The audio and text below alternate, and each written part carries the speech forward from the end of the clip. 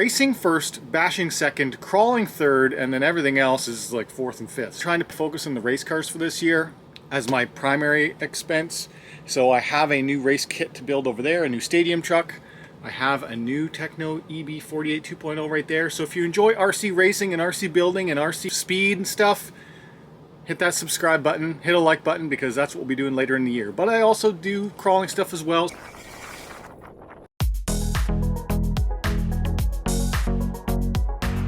Hello folks, welcome to Netcruzer RC. We're going to talk about crawling today, and this is my RedCat Gen8. I've had this for a couple of years now, and I haven't really put all that much money into it, although I have ran it at two fairly big events, the Recon G6 as well as a couple of runs through the Sims course.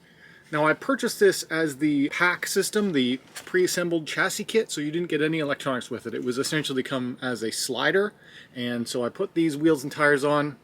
I've mixed and matched wheels and tires over the year, but this one is just the standard TRX4 tire, but it's on an axial beadlock rim. Pretty good setup for that. Power system wise, we've gone overkill for power. It's a Mamba X with a 3000 kV censored brushless motor by Speed Passion's Certix motor. Now Speed Passion is no longer in business, but I do believe they were acquired by Hobbywing, so a lot of their technology got absorbed into Hobbywing. Still a very good motor, performs very well. And the thing that I have experienced the most for breakages on the Gen 8 platform is in the front axle assembly. The portal gears have a drive cup, a CVA, and it's constantly breaking. Now this is the first generation Gen 8, and since then, since they came out with the A.C.K system has heavy duty axles, which have now trickled down into the Gen 8 Scout 2.0, the new version, the 2020 version, 2021 version of the Scout. Already has a heavy duty axle, and new kits that you buy will come with that, but if you have an old RedCat Gen 8 or the P.A.C.K system, you have the weaker axles. I've just recently fitted the heavy-duty axle kit into the Gen 8 in the front specifically, so I've put in the new axles, the new CVAs. So here are the old axles, and you can see that there's a little bit of wear on the outside, and I noticed on the new ones it's very different. Now it has tapered. These are the HD axles, and they have a tapered end. Now this side isn't really that much stronger. What is stronger is the CVA cup part. This is supposed to be made out of much different, thicker metal and stronger metal than this original one. That's the HD. That's the original. You can see that the wall around the cup is a lot thinner on the old one versus the new one. In order to run these new outers, you can't run any of the old equipment, so you have to get the whole kit, which is RER 11821. That gives you both axles, both pins, collars, and the gear. Black grease for the assembly. Insert the collar into the axle, put the pin through with the outer drive at the same time. So the finished product looks like this. And then I'm going to grease up this whole shaft for when I insert it into the axle, as well as I'm going to put the bearing on. So this is the bearing, and this is what captures the pin onto the collar. So put that over the axle first before you insert the axle, because you can't put it on afterwards. So my other side is broken too, as you can see right here. And if you're going to fix this, you do have to take these 3 screws out in order to get that out. I failed to mention that on the other side, but I've reinstalled the other 3 screws on the other side as part of the reassembly. And this is the portal axle on the RedCat Gen 8. In case you've never seen it, you just have to take out six little screws, and this is the portal assembly. This is the outdrive that we don't need to really touch, but I had to take this apart in order to pop this out because this was stuck in here. So I just need to push this out through the back now, just like that. Then I could get the broken portal drive cup out. And this is what happens to all of the original style RedCat Gen 8 axles, portal axles, if you give it a lot of power.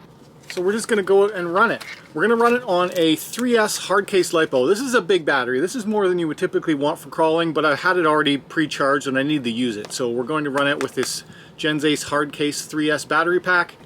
And we'll go out with the Hummer and let's just see how it performs. Now, the weather's pretty terrible. We recently had a thaw and then a freeze. It's very icy, very cold, and it's very windy today. So I'll just show you some crawling over the ice, and we'll see how this performs. Now, this is the second time I've fixed this front axle, but now I'm using the heavy-duty parts. If I break this front axle, I think I might end up just selling off this platform. I've had it for a couple of years. It's, you know, it's not the greatest crawler design. It certainly has a couple of downsides. So I'm going to give it one last chance. Like, if it breaks first run out, I'm probably going to be frustrated with this and maybe just take some of the electronics out of it. Now, with the power system that's in this, it really does run kind of fast, so we'll probably play around with that a little bit as well. I'll try and give you a couple of scale crawling areas and then also just some fun playing with the trigger. All right, let's go out, have some fun with RC.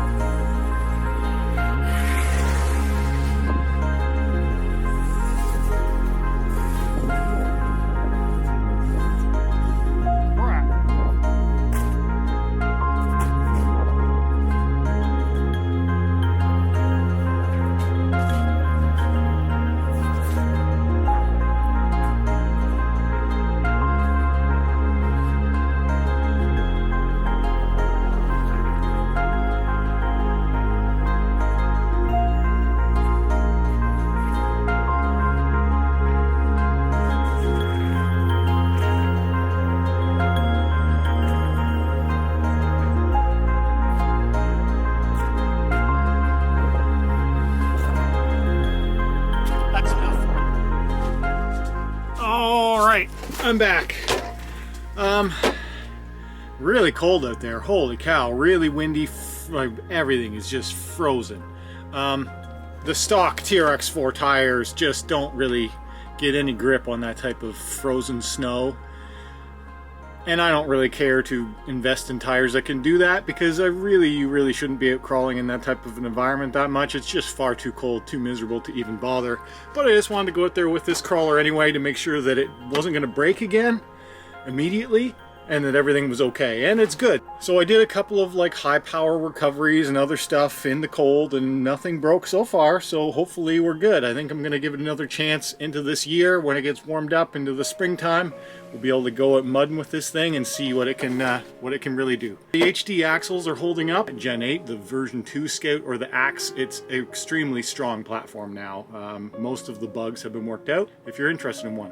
Alright guys, if you enjoyed this video, hit that like button. If you're new on here, subscribe. If you want to talk to me, leave a comment down below. And as always, thanks for watching.